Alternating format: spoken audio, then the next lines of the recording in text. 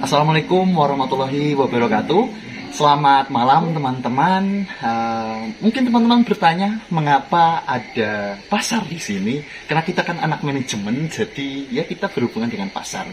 Karena kan kita belajar tentang hukum pasar, hukum permintaan dan penawaran. Maka dari itu kita syutingnya di pasar agar relate sebenarnya. Padahal alasan lainnya karena memang saya sedang ngopi di sini. Nah, pada kesempatan kali ini saya akan mengerjakan tugas UAS saya yang membahas materi tentang manajemen. Intinya adalah bagaimana decision making dan kepemimpinan itu bisa membawa perusahaan untuk mencapai ke tahap yang lebih baik lagi. Dan untuk memulai itu, kita harus tahu dulu. Oh ya, sebelum itu saya memperkenalkan diri. Nama saya Rizal Amanah Adel.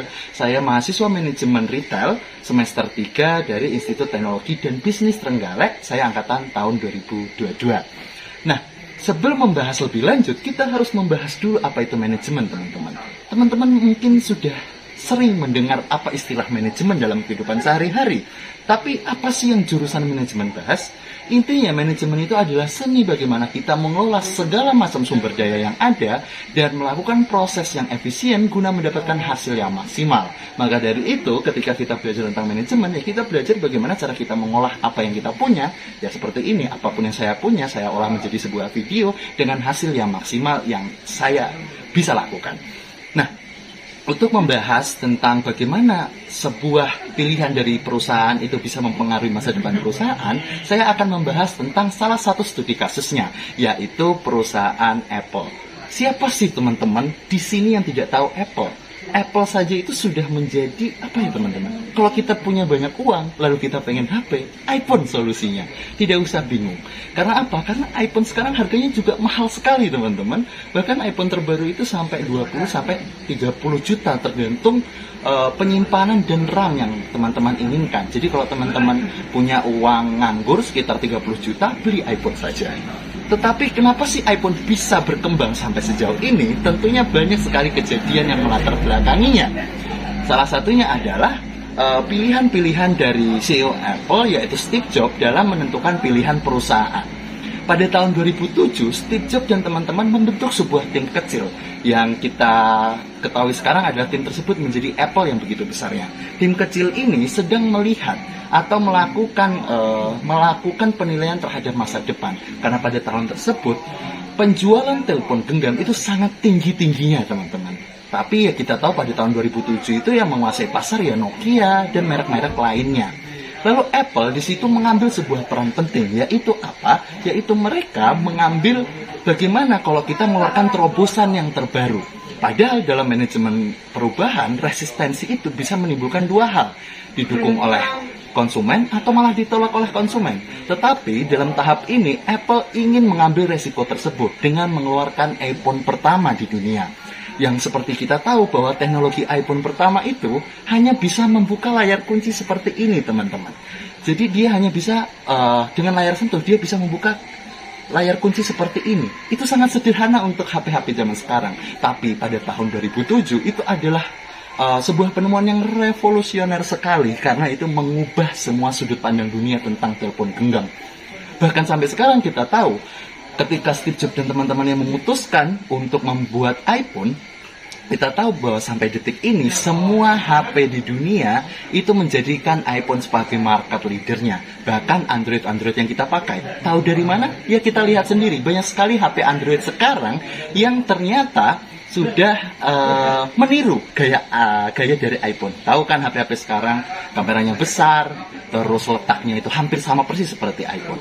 Nah, dari sini kita tahu bahwasanya ketika Steve Jobs tidak mengambil keputusan tersebut dan takut dengan stigma masyarakat dan hukum pasar saat itu, maka iPhone tidak akan menjadi produk sebesar ini. Itulah yang kita sebut tentang manajemen resiko dan bagaimana kita mengetahui tentang manajemen perubahan yang akan terjadi. Hal itulah yang penting kita miliki sebagai seorang manajer di masa depan nanti.